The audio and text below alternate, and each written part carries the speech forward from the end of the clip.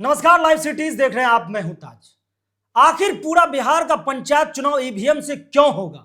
EVM पूरे बिहार के पंचायत चुनाव में हर एक पद के लिए ईवीएम के माध्यम से ही पूरे जनता वोट डालेंगे। तो ईवीएम को पूरे बिहार के पंचायत चुनाव में ईवीएम के माध्यम से ही वोट क्यों डाले जाएंगे? क्यों ईवीएम को लागू कर रहा है पूरे बिहार के पंचायत चुनाव में? आपको बता दें कि एक तरफ ईवीएम जहां सवालों के घेरे में है, बिहार से लेकर सदन तक यानी कि लोकसभा तक में ईवीएम पर चर्चा हुई है और बैलेट के जगह ईवीएम आ चुका है और पूरा देश में ईवीएम से ही चुनाव होते। लेकिन बिहार में सरकार का पूरा निर्णय है कि हर एक पद, पंचायत चुनाव के सभी पदों में ईवीएम से ही मतदान होंगे। ये बिल्कुल फाइनल हो गया है।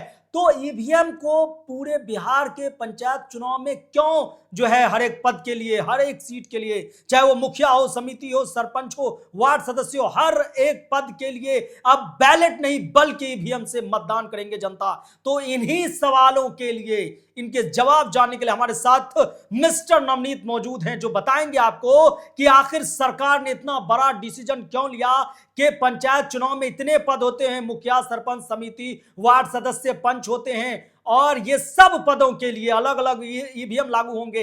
यानी कि ईवीएम से अब जनता बिहार के पंचायत चुनाव में वोट डालेगी। बैलेट हट चुका है, कितनों की कुर्सी चली जाएगी, क्योंकि बैलेट से जब चुनाव होते थे तो बहुत तरह के बात होते थे उसमें, लेकिन अब ईवीएम से होने जा रहा है। आखिर सरकार अंदरूनी इस पर फैसला क्यों ली है, क्यों इनके बारे में सोची और पंचायत चुनाव में ईवीएम के माध्यम से ही वोट क्यों डाले जाएंगे, लागू करने के पीछे सारी वजह मिस्टर नवनीत से जानेंगे। क्या लग रहा है? बिल्कुल ताज, आपने कहा कि ये पंचायत के चुनावों में यानी कि 2026 के सितंबर से लेकर दिसंबर के बीच जो पंचायत का चुनाव होने वाला है, उसमें अब चुनाव के अधिकारियों ने फैसला कर लिया है कि बिहार का पंचायत का चुनाव ईवीएम से होगा। लेकिन ऐसा नहीं कि बिहार में पहली बार ईवीएम से चुनाव हो रहा है, कई और राज्यों ने भी ईवीएम से चुनाव करवाया है। राजस्थान में ईवीएम से चुनाव होते हैं, आपको पता है कि मध्य प्रदेश ने भी ईवीएम को लागू किया था, उसके साथ साथ आपका हरियाणा ने भी ईवीएम को लागू किया था। तो ऐसे कई राज्य हैं जो कहीं ना कहीं ईवीएम से चुनाव करवाया है।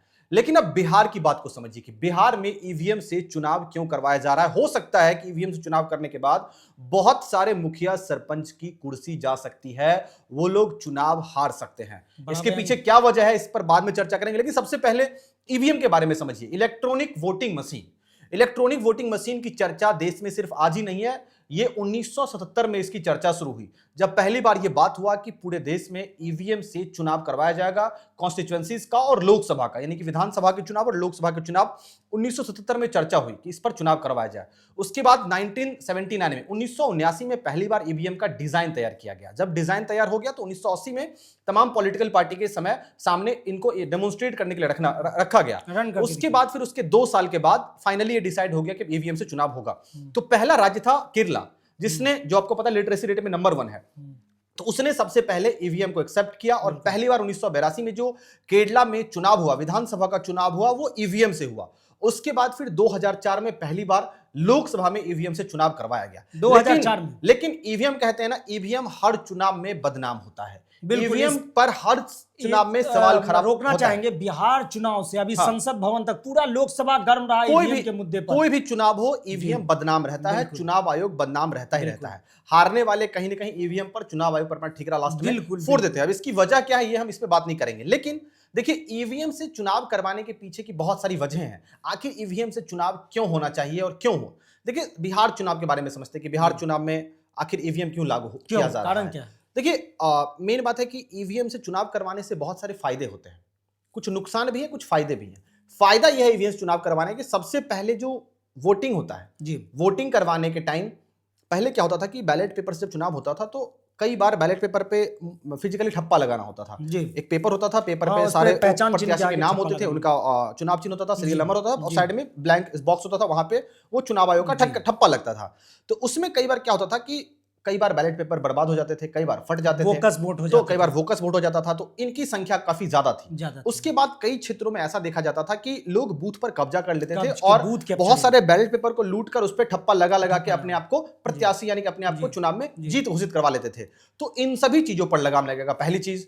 दूसरी चीज ये है कि अब ईवीएम से जब काउंटिंग होता है देखिए जब बैलेट पेपर से काउंटिंग होता था तो कई बार क्या होता था, काउंटिंग होते होते कई क्षेत्रों में क्या देखा जाता था कि 10 वोट से कोई प्रत्याशी जीत गया और कोई प्रत्याशी हार गया, तो ऐसे में प्रत्याशियों में आपसी फाइट शुरू हो जाती थी कि नहीं फिर से रिकाउंटिंग। अब आप पेपर से जितनी बार रिकाउंटिंग करवाएंगे तो पेपर डिस्ट्रॉय होने का चांस रहता था, पेपर में 1-2 की गिनती आगे पीछे हो जाती थी, प्लस दूसरा चीज टाइम बहुत ज्यादा लगता था, कई बार काउंटिंग एक दिन के बाद दूसरे दिन तीसरे दिन कई बार लंबा खींचा जाता था, तो ऐसे में काफी ज्यादा जो है वो मतलब लड़ाई रंजिश और कई बार कहीं बहुत सारी जगहों पर आपस में लोग लड़ भी जाते थे, तो ऐसे तमाम चीजों पर अब लगाम लगेगा बिहार में। दूसरी चीज, अब ईवीएम की एक और कहानी समझिए कि ईवीएम जब 1982 में जब ईवीएम को पहली बार केरला ने लागू किया, उसके बाद उस समय से जो ईवीएम चलते आए वो ईवीएम को कैटेगराइज किया गया, M1, M2 और M3 3 कैटेगरी में कैटेगराइज किया गया।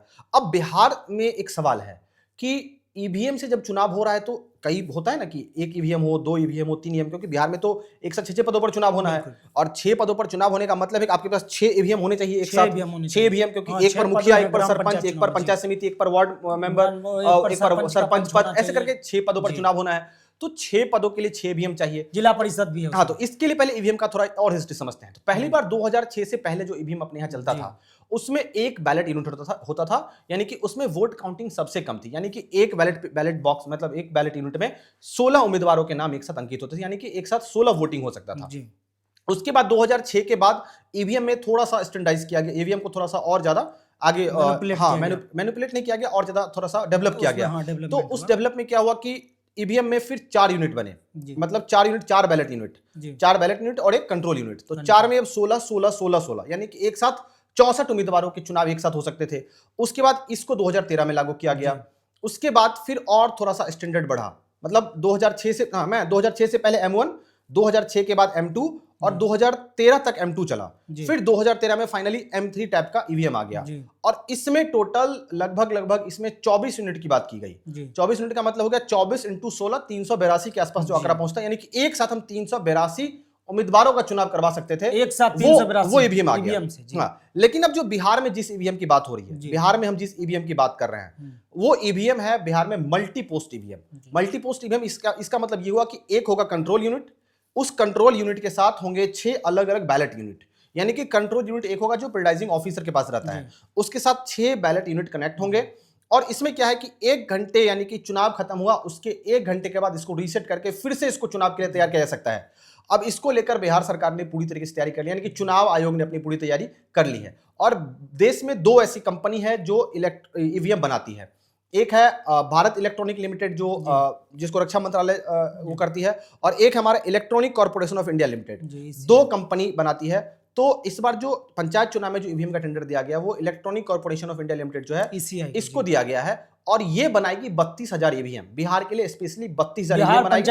हाँ, ऑर्डर भी हो चुका है, आ जाएंगे ये ईवीएम 2026 के अप्रैल महीने तक बिहार पहुंच जाएंगे। लेकिन सिर्फ ईवीएम पहुंचने से उसके साथ डिस्पैचेबल मेमोरी होगी, उसका बैटरी होगा, क्योंकि 7.5 वोल्ट का बैटरी भी इसमें लगता है। अब जब ईवीएम बिहार पहुंचेंगे तो उसके बाद बिहार के तमाम उन कर्मचारियों के लिए चैलेंजिंग होगा। तो जो रिटर्निंग ऑफिसर होते हैं, ARO यानी कि असिस्टेंट रिटर्निंग ऑफिसर होते हैं, प्रिजाइडिंग ऑफिसर होते हैं, और भी तमाम कर्मचारी होते हैं, उन सभी को असेंबलिंग करने का एक ट्रेनिंग दिया जाएगा, किस तरीके से उसमें प्रत्याशी के नाम फिट करने हैं, किस तरीके से उसमें चुनाव चिन्ह फिट करना है, सीरियल नंबर फिट करना है, इन तमाम लोगों की ट्रेनिंग होगी, चुनाव से लेकर काउंटिंग तक। ईवीएम के बारे में तो 2026 के अप्रैल महीने में बिहार में ये ईवीएम पहुंच जाएगा, क्योंकि आपको पता है कि सितंबर महीने में चुनाव होना है, सितंबर महीने में चुनाव की प्रक्रिया शुरू हो जाए, क्योंकि पिछले 2021 में भी पिछले महीने में सितंबर में चुनाव हुआ था। तो इसको लेकर ईवीएम बिहार पहुंचेगा, यानी कि स्टेट इलेक्शन कमीशन उसको अपने अंडर कर 2026 में ईवीएम बिहार पहुंचेगा, और बिहार पहुंचने के बाद तमाम ट्रेनिंग होगी। अब बिहार में ईवीएम से चुनाव करवाने की बड़ी वजह मैंने आपको बता दी कि सबसे पहले बोगस वोट पे लगाम लगेगा, फेक वोटिंग पे लगाम लगेगी, बूथ लूटने की परंपरा थी, फेक ठप्पा मारने की परंपरा थी, वो रुकेगी, काउंटिंग में जो प्रॉब्लम होती थी वो रुकेगी, काउंटिंग त्वरित होगा। अगर आप रिकाउंटिंग चाहते तो तुरंत रिकाउंटिंग ईवीएम मशीन से, क्योंकि इलेक्ट्रॉनिक सिस्टम है, तुरंत। एक और चीज हम रोकना चाहते हैं, बताइए। बैलेट को गिनने में काफी समय लगता है, बहुत ज्यादा। और इससे क्या होगा कि जैसे ही कोई काउंटिंग अगर मान के चलिए 8 बजे सुबह स्टार्ट हो रही है गिनती, 7 बजे सुबह, तो 10 बजे तक में रिजल्ट फाइनल हो जाएंगे कि कौन मुखिया, कौन सरपंच, कौन समिति। पहले क्या होता था कि काउंटिंग शुरू हुआ तो शाम हो जाता था, शाम 3-4, लेकिन जैसे ईवीएम आएगा तो ईवीएम आने के बाद जो है, जैसे आप विधानसभा चुनाव में देखिए रुझान सुबह से शुरू हो जाता है, जबकि कितने लाखों वोटों का गिनती होता है। बिल्कुल। और पंचायत चुनाव में तो 1000 वोटों की और बात होती है। 32-33 राउंड भी लगभग दोपहर आराम से मतलब अब जो है हमें लगता है कि आज अगर इलेक्शन हो गया तो हमें लगता है चुनाव आयोग ऐसी व्यवस्था करेगा अगले दिन रिजल्ट आ जाए, या हो सकता है कहीं उसी दिन रिजल्ट की बात ना कर दे। हालांकि इस पर चर्चा भी नहीं हुई है कि कब रिजल्ट आएगा, लेकिन बहुत फास्ट रिजल्ट सिस्टम डेवलप होगा। दूसरी चीज ये होगी कि अब लोग कहते हैं कि बिहार के बहुत सारे इलाकों में बिजली नहीं है, तमाम क्षेत्रों में बिजली पहुंच गई है और ईवीएम को चलाने के लिए बिजली की जरूरत भी नहीं है। ईवीएम को चाहिए 7.5 वोल्ट की बैटरी, बड़ी चार्जेबल बैटरी होती है, वो कहीं पहुंच जाएगी। तो अब बिहार का चुनाव ट्रांसपेरेंट हो।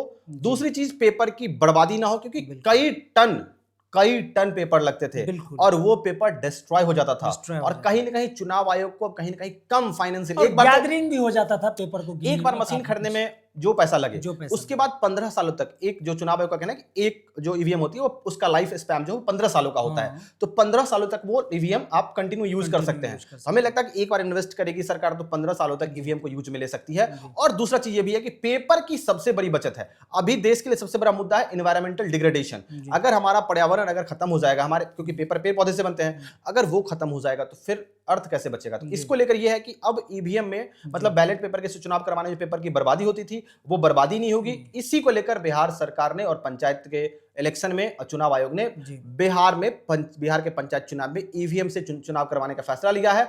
और उन तमाम लोगों को, क्योंकि देखिए वार्ड मेंबर सब के चुनाव में क्या होता था, एक वोट के अंतर से वो चुनाव आगे पीछे हो जाता था। ऐसे में अगर रिकाउंटिंग की बात होती है तो रिकाउंटिंग तुरंत हो जाएगा, एक क्लिक पर रिकाउंटिंग हो जाएगा। लोग आरोप लगाते थे कि मेरा वोट को गड्डी को इधर से उधर कर दिया, मेरा बंडल को इधर से उधर कर दिया है। देखिए अब अगर आप लूट, और चुनाव की शुचिता पर भी सवाल उठते थे। लोग कहते थे कि हमको हेराफेरी कर दिया है। लोग आरोप लगाते थे जिस तरह से गांव घर में। हाँ, तो अब एक और चीज सुन लीजिए जी। ऐसे में अब क्या होगा कि जो लोग बूथ लूटकर और फर्जी ठप्पा मारकर जो चुनाव जीत के आए हैं वो सुन ले, वो सावधान हो जाए। अब ईवीएम मशीन आ गया है, आपका प्रिसाइडिंग ऑफिसर बैठा रहेगा, जब तक बटन क्लिक नहीं करेगा एक वोट वहां नहीं दबेगा, क्योंकि कंट्रोल यूनिट उसी ऑफिसर के पास होता है। भले बैलेट यूनिट घेरे में रखा होता है, बैलेट यूनिट अलग होता है, कंट्रोल यूनिट अलग होता है। कंट्रोल यूनिट कंट्रोलर के पास होता है। तो अब आप भूल जाइए कि अंदर गए, गड्डी लिए, ठप्पा मारे, 500 वोट डाल के बाहर जिंदाबाद के नारे, वो बिहार में नहीं होगा। और बिल्कुल अब ईवीएम से चुनाव होगा, पूरा पंचायत का चुनाव ईवीएम से होगा। कुछ लोगों को शक था कि अरे ईवीएम इतना कहां से लाएगी सरकार। 32,000 ईवीएम का ऑर्डर भी हो चुका है सरकार, और 26 में अप्रैल तक ईवीएम आ भी जाएंगे। ट्रेनिंग की प्रोग्राम भी शुरू हो चुकी है। ऐसे में बिहार सरकार इसी वजह से ईवीएम से चुनाव करवाने के फिराक में। तो आपने सुना कि किस कदर मिस्टर नवनीत आपको पूरे बिहार का आगामी जो पंचायत चुनाव होने जा रहा है उसमें ईवीएम से पूरे जनता मतदान करेंगे 6 पदों के लिए, चाहे जिला परिषद, मुखिया, समिति, सरपंच, वार्ड सदस्य और सरपंच के पंच के पद के लिए, सब में ईवीएम लागू है। और नवनीत जी, मिस्टर नवनीत जो बोले हैं कि 32,000 ईवीएम अप्रैल 2026 तक स्टेट इलेक्शन कमीशन के अंदर आ जाएगा, उसके बाद ट्रेनिंग दी जाएगी। आपको बता दें कि ईवीएम से जो काउंटिंग होते हैं उनमें बहुत कम समय लगता है। अगर 7 बजे काउंटिंग शुरू होती है तो 10 बजे तक रिजल्ट फाइनल हो जाते हैं। शाम का इंतजार नहीं करना पड़ता है। और जिस तरह से इन्होंने चर्चा भी की बूथ लूटने का, पर्यावरण के उद्देश्य से भी, तो बिहार में। और दूसरी तरफ ऑडियंस के, आपके भी मन में सवाल है कि पूरे देश में ईवीएम पर तो सवाल उठ रहे हैं, और सदन के, संसद भवन से लेकर बिहार चुनाव से लेकर हर जगह ईवीएम पर सवाल उठ रहे हैं। लेकिन अब जो है 32,000 ईवीएम के ऑर्डर हो चुके हैं और ट्रेनिंग दी जाएगी तमाम जो कर्मचारी हैं उसको, ईवीएम को कैसे रन किया जाएगा। आपको बता दें कि वोटिंग से लेकर काउंटिंग तक पूरी प्रक्रिया ईवीएम से होगी। और एक एक्स्ट्रा जानकारी आप तमाम ऑडियंस को हम बता दें कि ईवीएम में आपका नाम से नहीं रिजल्ट बताएगा, आपका जो नंबर होगा, जो ईवीएम पे नंबर होगा उसमें बताएगा कि 6 नंबर या 7 नंबर या 1 नंबर वाले को इतने वोट मिले हैं। और राउंड के हिसाब से 6, अगर 18 वार्ड है तो 6 टेबल लगेंगे या 4 टेबल, वो तो अधिकारी डिसाइड करेंगे, वो बात की विषय है। वो तो बात की विषय है। राउंड के हिसाब से चलेंगे। तो सारी बातें आपको मिस्टर नवनीत ने डिस्कस कर दी है कि सेंट्रल कहां ऑर्डर हुए हैं, कहां से डिस्पैच होंगे, कब क्या लागू होंगे। तो आपने सुना बिहार पंचायत चुनाव में हम दोनों का लगातार डिस्कशन आपको देखने को मिल रहा है। तो आप जो है हमारे साथ बने रहिए। अगर आप लाइव सिटीज को यूट्यूब पर देख रहे हैं तो चैनल को सब्सक्राइब कीजिए, फेसबुक पेज को लाइक कीजिए। धन्यवाद। धन्यवाद।